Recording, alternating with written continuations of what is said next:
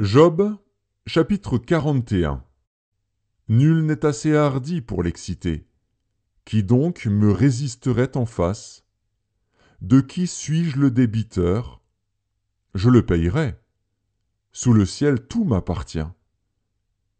Je veux encore parler de ses membres, et de sa force, et de la beauté de sa structure. Qui soulèvera son vêtement? Qui pénétrera entre ses mâchoires? Qui ouvrira les portes de sa gueule? Autour de ses dents habite la terreur. Ces magnifiques et puissants boucliers sont unis ensemble comme par un sceau. Ils se serrent l'un contre l'autre, et l'air ne passerait pas entre eux. Ce sont des frères qui s'embrassent, se saisissent, demeurent inséparables. Ces éternuements font briller la lumière. Ses yeux sont comme les paupières de l'aurore. Des flammes jaillissent de sa bouche, des étincelles de feu s'en échappent.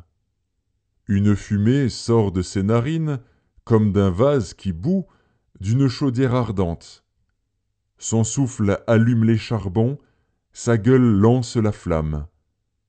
La force a son cou pour demeure, et l'effroi bondit au-devant de lui.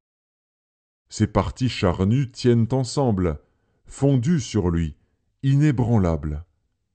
Son cœur est dur comme la pierre, dur comme la meule inférieure. Quand il se lève, les plus vaillants ont peur, et l'épouvante les fait fuir. C'est en vain qu'on l'attaque avec l'épée. La lance, le javelot, la cuirasse ne servent à rien. Il regarde le fer comme de la paille, l'airain comme du bois pourri. La flèche ne le met pas en fuite. Les pierres de la fronde sont pour lui du chaume. Il ne voit dans la massue qu'un brin de paille. Il rit au sifflement des dards. Sous son ventre sont des pointes aiguës. On dirait une herse qui l'étend sur le limon. Il fait bouillir le fond de la mer comme une chaudière. Il l'agite comme un vase rempli de parfums. Il laisse après lui un sentier lumineux. L'abîme prend la chevelure d'un vieillard. Sur la terre, nul n'est son maître. Il a été créé pour ne rien craindre.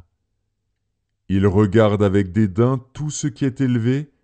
Il est le roi des plus fiers animaux.